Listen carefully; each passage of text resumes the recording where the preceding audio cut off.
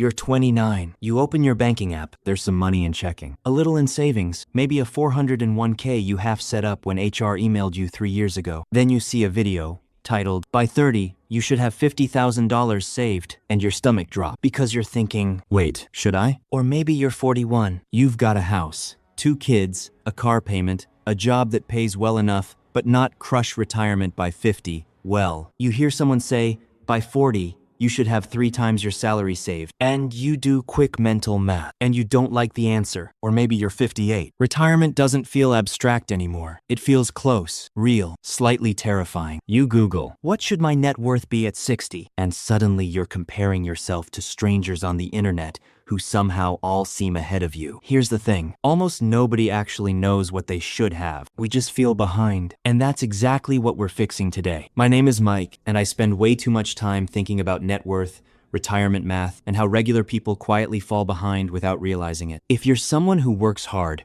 earns decent money, but still isn't sure if you're on track financially, make sure to hit the subscribe button and give this video a thumbs up if this helps you out. Look, this isn't about shaming you. It's not about comparing you to your college roommate who got lucky with crypto in 2017. It's about clarity. Because once you know where you stand by decade, you can actually build a plan. We're going to walk through your 20s, 30s, 40s, 50s, and 60s, what the median person has, what the rule of thumb says you should have, and what I actually think you should focus on, which is slightly different. And yes, I'm going to say some things that might make you uncomfortable, but I'd rather you be uncomfortable for 8 to 15 minutes than broke at 65. Let's start in your 20s. Your 20s is the setup decade. The median net worth for someone in their 20s in the US is shockingly low. A few $1,000s, sometimes even negative. And honestly, that makes sense because your 20s are financially chaotic. You're figuring out your career, paying off student loans, moving apartments every 14 months, making mistakes, buying things you think adults buy. And most importantly, you haven't had time. Time is the secret ingredient. And net worth is assets minus liabilities. Your assets, should things cash, investments, retirement accounts, maybe a car, while your liabilities are student loans, credit cards, personal loans. If you have $8,000 in savings, $12,000 in a 401k, $30,000 in student loans, your net worth is negative $10,000. That doesn't make you irresponsible. It makes you 26. But here's where it shifts. By 30, many financial institutions like Fidelity Investments suggest you aim to have 1x your salary saved for retirement. If you make $55,000, you'd want about $55,000 saved. Now, before you panic, that's not a law. It's a benchmark. Benchmarks are helpful because they give you direction, not because they define your worth. So, what actually matters in your 20s? 3 things. Number 1, kill high-interest consumer debt. I'm going to say this plainly. Credit card debt above 15 to 20% interest is financial quicksand. You cannot outinvest 22% interest. If you carry balances month to month, you are quietly draining your future. Student loans, different conversation. Mortgage, strategic. But 24% APR on a credit card because you financed a vacation? That's sabotage. If you do nothing else in your 20s, just eliminate high-interest consumer debt. Number 2, build a 15 to 20% savings muscle. Not because you're rich, but because habits compound before money does. If you make $60,000, and save 15%, that's $9,000 per year. Invested consistently in something like a broad index fund tracking the S&P 500 with average long-term returns around 7-8% over 30 plus years, that turns into hundreds of thousands, potentially over $1 million. Not because you're a genius, because you started early. Time matters more than brilliance. Number 3, increase your earning power. Your 20s are for skill stacking, certifications, negotiating, switching companies, learning things that increase your market value. I've seen people double their income within 3 years just by moving to a new employer, learning one high-income skill,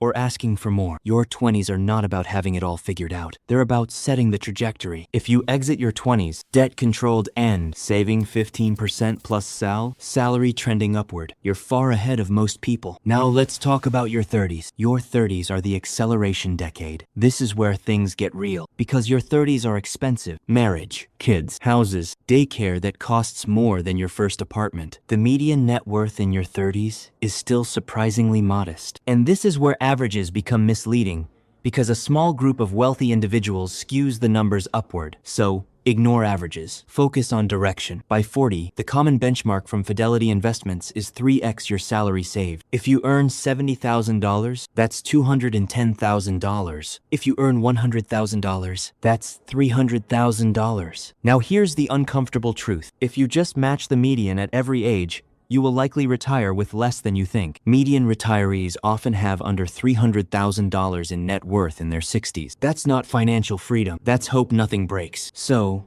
what should your 30s focus on? The first thing you should do is eliminate everything except your mortgage. This is the decade where credit card balances should disappear. Car loans should be strategic and short. Personal loans, gone. Your income is higher now. If you're still living paycheck to paycheck at $85,000, it's not an income problem anymore. It's structure. 2. You need to avoid lifestyle inflation. This one hurts because when you get a raise, your brain says, I deserve better. And you do. But here's the trap. If every raise turns into bigger car clear, bigger house, more subscriptions, more convenience spending, your net worth barely moves. Lifestyle inflation is sneaky because it feels earned, but wealth is built in the gap between income and spending. 3. Emergency fund equals stability. 3 to 6 months minimum. Personally, I like 6 to 12 months. Why? Because your responsibilities are heavier now. Kids, mortgage, parents aging, health risks. An emergency fund is not laziness. It's optionality. And optionality reduces desperation. When you're not desperate, you make better decisions. Now let's move to the decade that scares people the most. Your 40s, the pressure decade. Your 40s are wildly different for everyone. You might have teenagers, be divorced, be remarried, be child-free,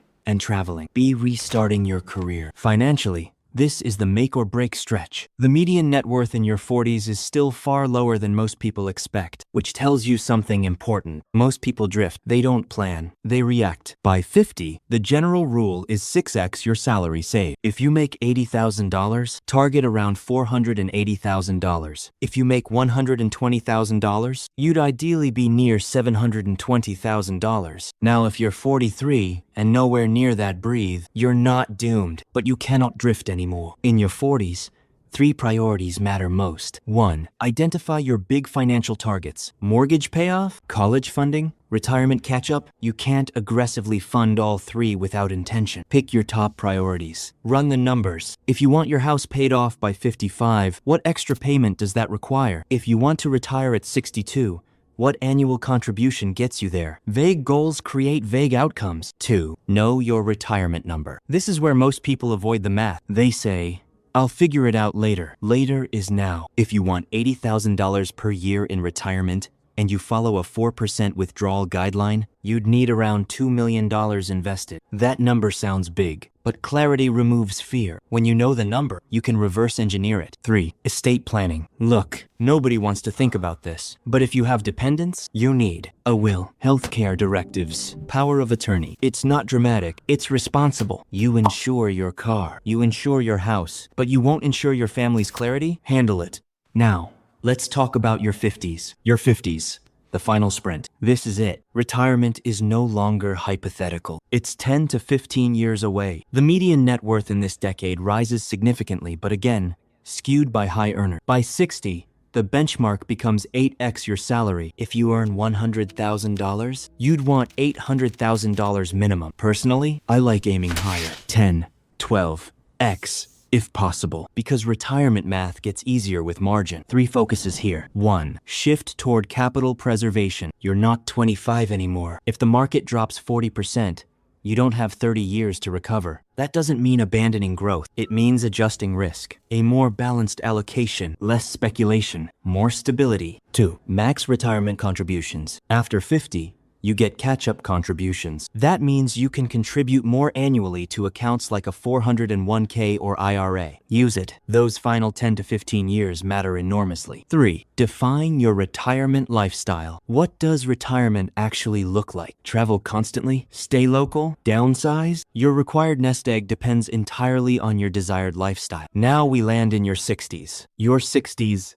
The transition. The median net worth here still surprises people because it's often lower than expected, which tells you something powerful. Most people rely heavily on Social Security. And speaking of that, your claiming age matters. Take benefits early? Reduced monthly income. Delay. Higher payouts. Retirement is a math problem mixed with psychology. At this stage, 1. Finalize the plan. No more guessing. You should know your income sources work, your withdrawal strategy, your healthcare plan, your housing status. 2. Protect the capital. Now it's about sustainability. Withdrawal rates around 4% are common guidelines, which implies needing roughly 25x your annual expenses invested. 3. Ideally, no mortgage. Imagine retirement without a housing payment. That's freedom. Now let's zoom out, because here's the real point of this entire video. Benchmarks are not judgments. They are flashlights. If you're ahead, great. If you're behind now, you know. And knowledge creates leverage. Most people avoid looking at their net worth because they're afraid, but ignoring it doesn't improve it. Look, if you're 35 with $40,000 saved, you're not broken. If you're 48 and starting to take retirement seriously, you're not too late. If you're 62 and realizing you need to adjust your expectations, that's still better than pretending. Financial clarity beats financial ego every time. Here's what I want you to do after this video. 1. Calculate your net worth. 2. Compare it to a benchmark. 3. Identify the gap. 4. Build a plan to close it. No drama, no shame, just math and movement. Because at the end of the day, wealth is not about flexing. It's about options. Options 2. Retire with dignity. Help your family. Sleep